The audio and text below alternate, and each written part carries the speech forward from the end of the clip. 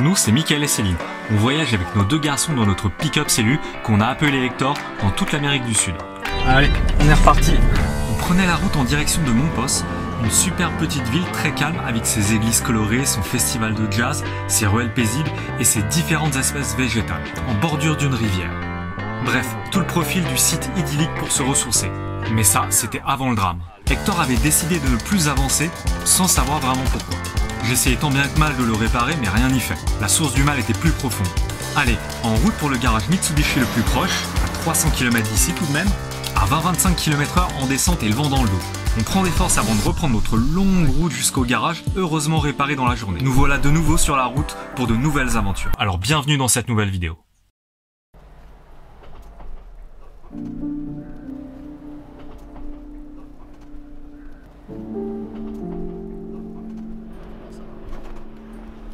Oh là là. Aïe aïe aïe aïe aïe aïe. Ah, c'est les vrais 4x4. Hein. On prépare un café avant d'entamer ce trek de 3 jours.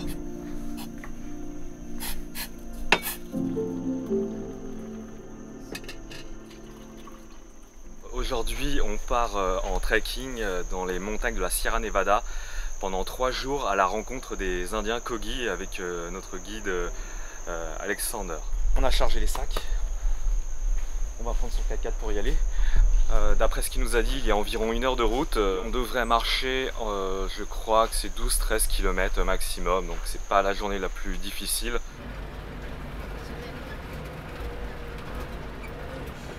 Non, ça commence fort. On va essayer de monter la côte ici. Mais vu qu'il a plu toute la nuit, et ben, du coup ça glisse pas mal. On a glissé. Et puis là apparemment il a remis manuellement le mode 4x4.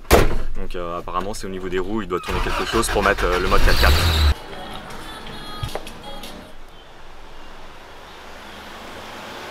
Avant de commencer le trek, on s'est arrêté avec Alès dans un petit restaurant pas loin de chez lui. Et il nous a proposé de prendre un petit déjeuner, donc vamos pour le petit déjeuner.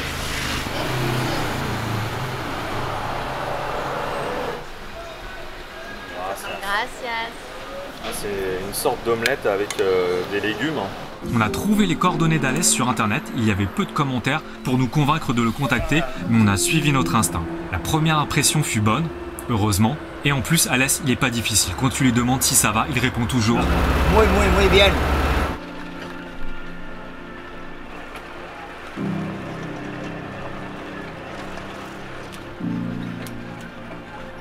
La route est bien défoncée, il n'a pas trop peur Alès avec sa voiture.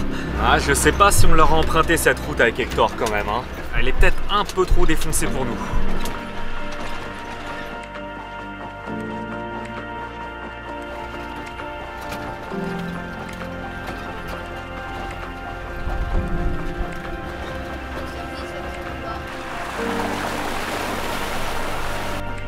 Ici se trouvent les premières traces des Indiens avec cet énorme rocher gravé imitant le cerveau humain qui date de 700 ans environ.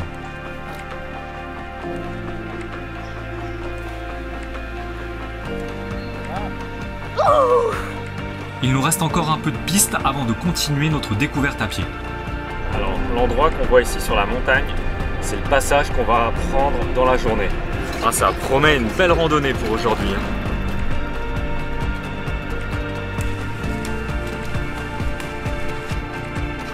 Cette fleur, ça s'appelle Higueria. On vient d'arriver au col, le premier col. Donc c'est marrant parce qu'en fait, ici là, tu es dans la vallée un petit peu, tu montes, tu as pas mal de chaleur. Et dès que tu arrives au col, bon, tu vas me dire comme souvent, il y a un petit peu de vent. Mais de l'autre côté de la montagne, en fait, tu perds tout de suite 5 à 7 degrés apparemment. On n'a plus l'influence de la vallée et donc on se retrouve avec des températures beaucoup plus fraîches de ce côté-là et c'est pas plus mal parce qu'il fait un petit peu chaud quand même. Après avoir déjeuné au col et repris un peu de force, on s'enfonce un peu plus dans cette vallée avec les premiers habitats des Indiens Kogi.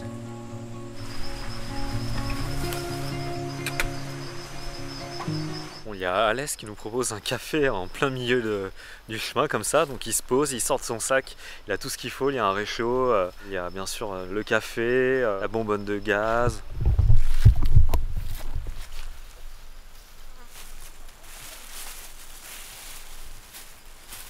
C'est marrant ici, on met le café directement dans l'eau. c'est le café de sa finca. Il a une finca de café aussi qui appartient à ses parents. En plus, ils sont super bons son café.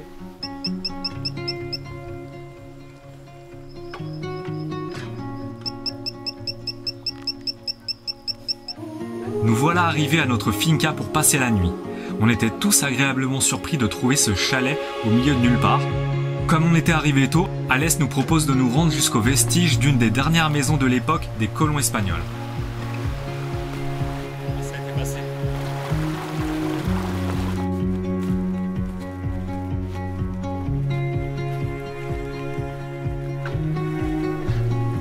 On fait confiance à notre guide en le suivant à travers l'épaisse forêt.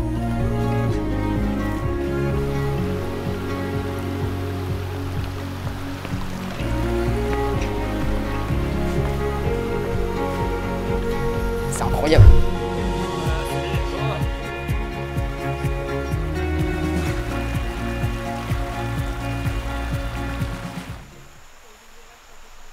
Là, changement d'ambiance. On arrive à l'entrée d'une maison abandonnée, un sentiment étrange nous envahit, comme une sorte d'aura malsaine qui plane au-dessus de cette bâtisse.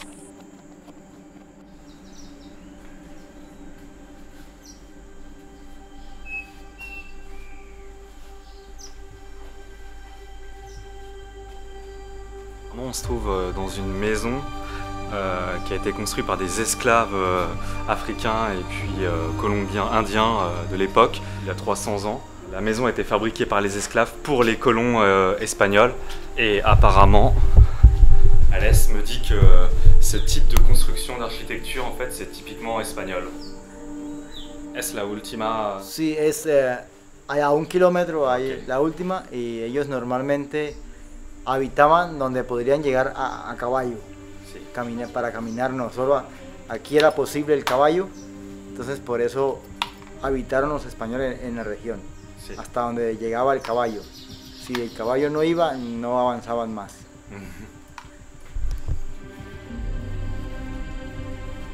On quitte ce lieu chargé d'histoire afin de rejoindre notre refuge pour la nuit.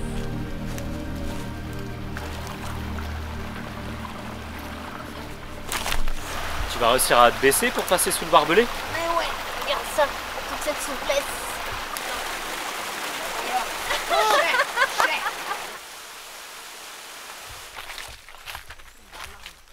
Dans la ferme voisine, Alès nous explique qu'ici on cultivait la canne à sucre pour extraire le jus et le transformer en pâte dure.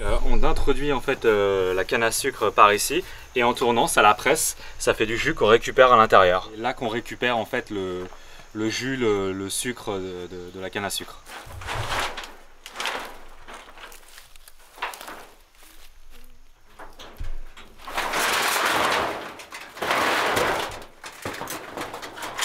Donc le jus qu'on a extrait en fait de la canne à sucre, on le met dans les marmites ici, dans les marmites qu'on voit ici. Et en dessous, il y a comme un foyer où on fait du feu pour chauffer pendant 3 à 4 heures le jus de la canne à sucre. Quand on fait les curieux, il faut ranger. Esta es la máquina La máquina para quitar la cáscara del café, la cereza del café que cae acá, y el grano es este grano cae aquí para almacenarlo aquí, su cáscara va allá. Es la máquina para la separación. Sí, sí, claro, exactamente. Aquí está su rayo y se coloca agua. Donc ici là, on lave le café donc avec de l'eau et le grain, enfin le café de premier choix, de première qualité. Et ensuite, à partir à peu près d'ici, au milieu en fait, on a un deuxième canal qui lave le café de deuxième qualité. Nouvelle journée, donc on a super bien dormi dans cette petite cabane améliorée on va dire. Il y avait vraiment tout le confort, les matelas étaient super confortables. Maintenant on va prendre le petit déjeuner dans la ferme à côté, des gens qui nous ont accueillis. Et aujourd'hui c'est la plus grosse journée de randonnée, on a à peu près 16 km à faire. D'après Alès, vu qu'il fait très beau aujourd'hui, il n'y a pas un nuage, on aura peut-être de la chance de voir le sommet, le pic Cristobal, je crois, qui est enneigé. On pourra voir aussi en même temps la mer de l'autre côté. Donc ça va être super. Et bien sûr, ce soir c'est rendez-vous dans le village des Kogi. On va voir ce qui nous attend. On sait pas exactement.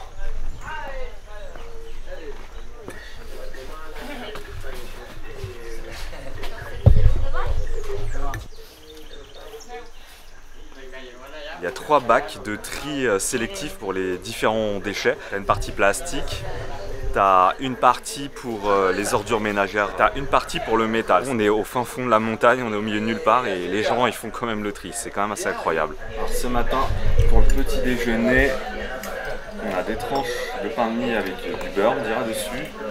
On a une omelette, une petite salade de fruits et une galette épaisse. Je ne sais pas si c'est une galette de maïs. Pour le moment, ça va. Pour le moment, ça va. C'est une galette à quoi? Je confirme, c'est bien galette de maïs.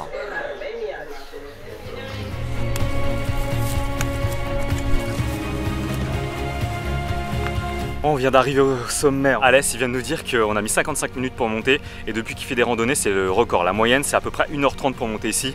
Donc on est assez content de nous. On est des bons randonneurs. Ouais, l'altitude ici, c'est 1130 mètres. C'est l'altitude maximum de notre randonnée.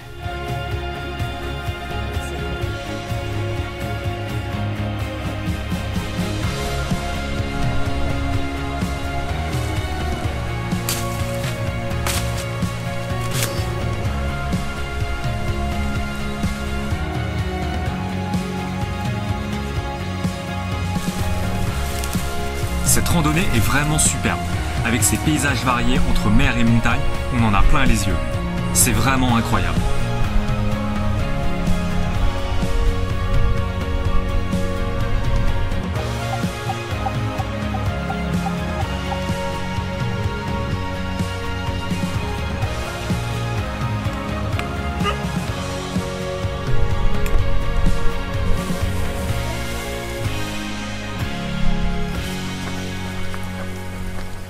On va s'arrêter là, on a trouvé un endroit pour pique-niquer. On est au bord de la rivière, il y a même une piscine là. Hop. Il y a une piscine juste là. Pas besoin de cuisiner ici. Une poêle et du bois et c'est parti pour préparer un bon petit repas. Ça va, tranquille?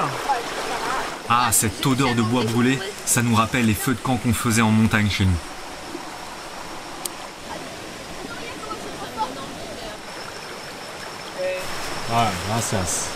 À quelques pas de là, on accède aux vestiges indiens. Ici, on est sur un site sacré qui a plus de 1000 ans, qui était avant les Terona, et ils l'appellent la petite cité perdue. C'est vraiment beaucoup moins touristique. Il y a très peu de randonnées qui sont organisées sur ce site. Il est accessible à peu près une petite journée de marche. Il est peut-être moins impressionnant, moins populaire que la cité perdue. Mais tellement plus authentique et magique, pour nous, il n'y a pas photo. On préfère largement ce genre de lieu un peu secret entre guillemets. On a l'impression que le site est pour nous.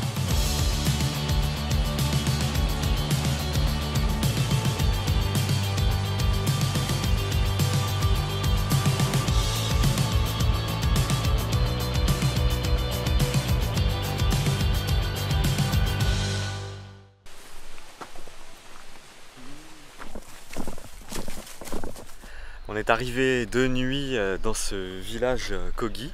Donc on découvre ce matin un petit peu toutes les petites maisons, les huttes qu'il y a. Il y a à peu près 13 familles qui vivent ici.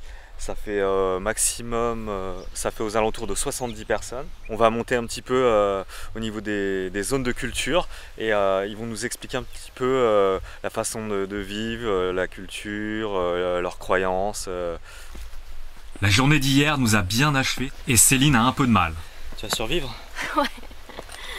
C'est pour fabriquer le toit des maisons. Guanabana. Ça, c'est le cacao. C'est quand même assez gros. Là, tu vois avec ma main.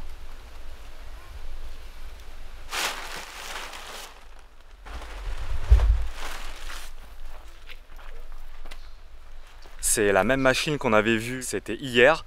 Sauf que là, c'est une fabrication 100% artisanale. Et c'est les Indiens Kogi qui l'ont fabriqué. La roue dentelée qui est ici, qui s'emboîte avec celle-ci, donc ce qui permet la rotation. On insère un axe dans le trou ici pour faire tourner. 40 minutes, pero... Autant te dire qu'on n'y est pas allé. On a préféré déguster la canne à sucre tranquillement.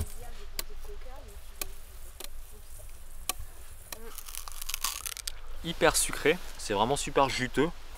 Alors, la canne à sucre? Muy bien. On continue d'explorer ce jardin luxuriant aux multiples variétés de plantes et de fruits. Et ça, c'est du coton. Et c'est avec ça qu'ils fabriquent leurs sacs et leurs vêtements. On finit la visite et maintenant les Kogi vont nous montrer un objet sacré très important dans leurs croyances. Un poporo est une calebasse, fruit du calebassier, surmontée d'une boule jaune. C'est un peu l'âme de chaque Kogi que l'on remet au passage à l'âge adulte. C'est un symbole qui réunit les éléments de la vie et de l'univers. Avoir un poporo, c'est aussi être accepté dans le monde des vivants. Dormir dans le hamac, c'était en soi une expérience. On n'a pas très bien dormi, il n'y a que Nathan qui a finalement bien dormi. Tu peux pas bien te retourner, bien sûr tu peux pas te mettre sur le ventre, c'est un peu compliqué. Et ben la nuit était un peu difficile. Alors, ça s'appelle Guama. Donc il y a un noyau à l'intérieur, il faut faire attention. C'est encore sucré, hein, le noyau. Comment ça goûte quoi? Un truc un peu bizarre. Rencontrer les Kogi, les derniers Indiens d'Amérique, était une vraie expérience en soi. Mais tout cela n'aura pas été possible sans Alès et sa femme Marie. On les remercie énormément pour leur accueil et leur gentillesse. D'ailleurs, après la randonnée, nous sommes restés une semaine chez eux. J'ai réalisé pour lui une courte vidéo de ce trek afin qu'il puisse montrer à ses clients ce qu'il peut proposer et je peux te dire qu'il était ravi. Voilà, merci d'avoir regardé cette vidéo. Pour nous soutenir et si tu as aimé, mets un like, commente, partage. Je te dis à la semaine prochaine. Allez, ciao!